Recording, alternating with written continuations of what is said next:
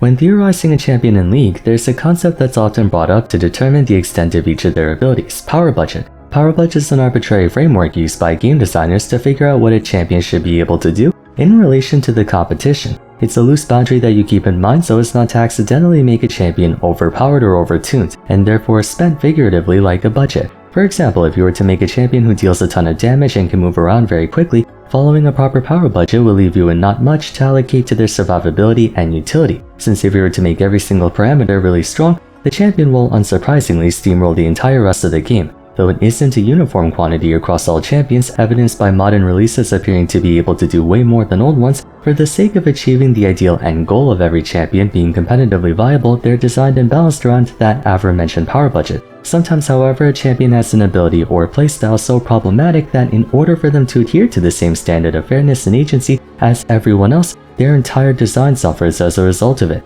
No champion epitomizes this more than Mordekaiser, a juggernaut who's always had a tough time pushing his way into meta relevance prior to getting reworked. Yet even after receiving a VGU and gaining noteworthy presence up in top lane, Mordekaiser consistently averages a negative win rate, with many Mordekaiser mains remarking on how helpless he can feel at times. For today, I wanted to make a piece on how one ability completely screwed over Mordekaiser, and frankly will continue to do so in its current state. A couple years back, I made a video on Shen Syndrome wherein I discussed how champions like Shen, Malphite, and Kennen possess ultimates that carry so much impact on the game that by consequence, their basic abilities have to be noticeably less impactful to compensate for it. That's not to say they can't just get stuff done with Q, W, E, and passive. Rather, the difference between a Shen or a Malphite with their ultimate and without is so massive you'd be hard-pressed to even call them the same champion. If we were to use arbitrary numbers, Shen Syndrome champions have 120% the pressure of a regular champion when you include their ultimate, but while that ultimate's on cooldown, they're only 80% the pressure of a regular champion, meaning in most scenarios, any other tank champion would contribute more to a fight than either Shen or Malphite. Moreover, in virtually any given scenario, the threat of a champion can be addressed by not just one's own agency, but the faculty their teammates can provide as well. It's not contingent only on what you have to offer. If say the enemy team has a Kennen, and you're playing someone who's extremely vulnerable to crowd control, the responsibility of dealing with Kennen does not fall solely on your shoulders. Your support might lock in Milia, whose ultimate's a direct response to his, or your jungler might play Poppy, who can use their ultimate to knock him away the second he tries to go in. Everything a champion has at their disposal can be addressed and dealt with by not only their lane opponent, but later on by the rest of their team. This expected dynamic is subconsciously factored into a champion's power budget, part of the reason why an unfavorable matchup in League only leads to maybe a 5 to 6% difference in win rate at best, whereas in a fighting game like Smash Ultimate, a -2 matchup can result in the favorable player winning 80 or 90% of the time is due to the presence of the other 4 members on each side playing a role in equalizing that. For literally every champion in the game, their power budget is decided and then allocated in consideration of the fact that they're gonna be going up against not just their immediate early game lane opponent, but later on the rest of their team. Mordekaiser is the only champion in all of League of Legends who conceptually and applicably diverges from the same balancing constraints that everyone else, even the 200 years champions, are bound to. Though the situation with him is somewhat reminiscent of Shen Syndrome, what distinguishes Mordekaiser from the rest of the cast are the unique interactions created by his ultimate, Death Realm. By casting it on a champion within 650 units of him, Mordekaiser points his mace to them, and after half a second channel time, both champions are immediately sent to the Death Realm, an alternate dimension within Summoner's Rift, isolated from the other 8 players on the enemy team. For the next 7 seconds, only Mordekaiser and his target are present within that limited space. Nothing the other 4 players on either side will affect the 2 players inside, and vice versa. For all intents and purposes, they're totally cut off from the game. Even in spite of all the crazy wacky abilities we have in League, Death Realm stands out in particular for being arguably the most unique attack in the game. We have other abilities that get used with the intent to separate the enemy champion from the aid of their team, such as Lee Sin insecting someone, Camille ulting onto a priority target to stop them from running away, or Cassante going all out on someone and throwing them behind a wall. Circumstantially, however, there's still something the enemy team can do to come to their teammate's rescue, or conversely something the ally team can do to capitalize on it. Death Realm is the only ability in the game that unconditionally renders Mordekaiser and his target unable to support or be supported by the rest of their team for the duration of the ability. The premise of Death Realm is quite simple. It's supposed to be the ultimate 1v1 tool. No one comes in, no one gets out. Neither side can receive help. It's just you and Mr. Brazil. Ostensibly, it doesn't look like a very big issue. You're forced into a 1v1 scenario for a short bit of time. But here's where Death Realm becomes a major issue from a balanced and experiential point of view, not even counting the fact that it's nothing at all like old Mordekaiser Ultimate, which turned you into a puppet and everything.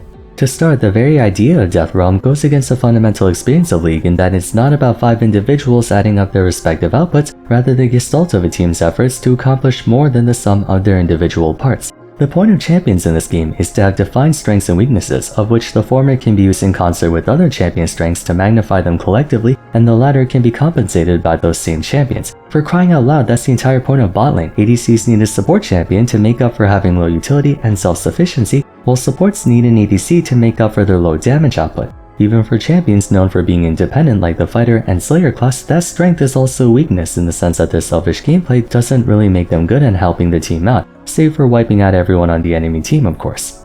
Death Realm functionally negates that entire factor of the game, forcing a 1v1 scenario between him and whoever he decides to ult. Having the ability to pick and choose your target gives the Mordekaiser player an overwhelming advantage, not unlike Gold Poppy's diplomatic immunity. During a fight, Mordekaiser can simply choose the victim least capable of taking him on, or alternatively, the one who contributes the most in a team setting, and render them basically ineffective for the remainder of the team fight.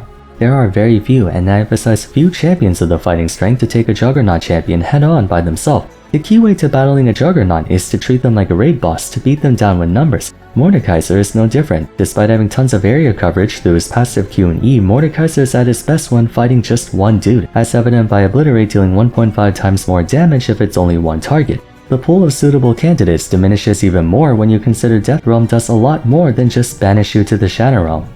People don't really take notice of this because it doesn't appear to do any damage to one's health bar, but if we calculate it based on gold efficiency, Mordekaiser's ultimate is one of the most powerful dueling abilities in the game. He steals 10% of your max health, 10% of your attack damage, 10% of your ability power, 10% of your attack speed, 10% of your armor, 10% of your magic resist, and I'm not entirely sure if this is of any pragmatic benefit, but he takes 10% of your size too. So not only do you lose 10% all stats, he gains it, making it an effective 20% loss. People used to think Trundle's Subjugate made him a nightmare to 1v1 for jacking your health, armor, and magic resist, but Mordekaiser takes every stat. The sheer amount of gold advantage Mordekaiser gains during this time is quite literally incalculable. Not so much in the early game when he realistically only siphons maybe 10 of each, but when you think about the mid to late game, Mordekaiser can load up on thousands of gold worth of stats, while simultaneously nerfing you for thousands of gold. The vast majority of champions in League simply do not have the firepower to take on Mordekaiser in Death Realm because of this. Consequently, the only option people have in Death Realm is to run for dear life and hold out for those 7 seconds, leading to a pretty degenerate game state.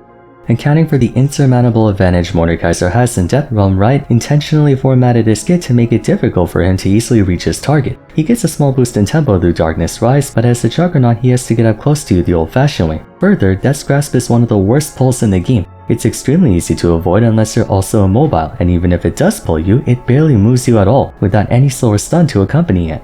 For that very reason, it's practically obligatory to buy Rylai's on Mordekaiser lest you have 0 stick potential. By all accounts, every other Juggernaut in the game can do a better job at getting close to their opponent. But that's kind of the point. Mordekaiser can't be allowed anything more than the pitiful 250 unit pull from Death's Grasp and like 5% movement speed on Darkness Rise, for if you were to receive anything more than that, the game would be unplayable for whomever gets targeted by Mordekaiser all match.